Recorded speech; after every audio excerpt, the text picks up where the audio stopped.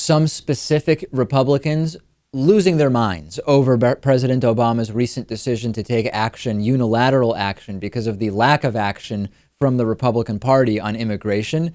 Outgoing Congresswoman Michele Bachmann is one of those people. She told reporters that President Obama was seeking to grant legal protection to millions of illiterate immigrants who would then become Democratic voters by 2016. Here's a quote from Michele Bachmann. This is so absurd. Quote, "The social cost will be profound on the U.S. taxpayer. Millions of unskilled, illiterate foreign nationals coming into the United States who can't speak the English language. The president has a very single-minded vision. He's looking at new voters for 2016. Now, Michele Bachmann is arguing that illiterate is not her ad hominem. When she goes to the border, Hispanic people tell her that there's illiterate people coming over and that they'll vote for Obama. Of course, there's no evidence that that's exactly what she was told. She cited no one specifically. And this is just a very offensive way, Lewis, to court Hispanic voters, isn't it?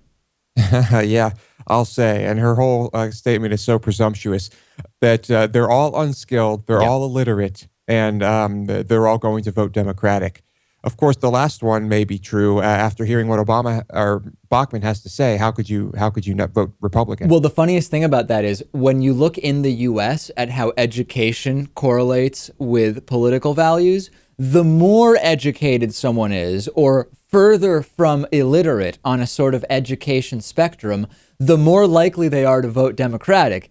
When someone has less education, they're actually more likely to vote for Republican. So Michele Bachmann clearly wrong about that, number one. And number two, literacy rates in many South American countries are the same as here in the U.S. If you look at the next tier, there are even more Central and South American countries where the literacy rates are slightly behind the U.S. And bear in mind that if you adjust for economic standing and for income, there actually isn't that much of a gap at all between literacy rates here in the U.S. and in many other Central and South American countries. So Michele Bachmann, offensive, inaccurate, and just flat out disconnected from the realities of the situation.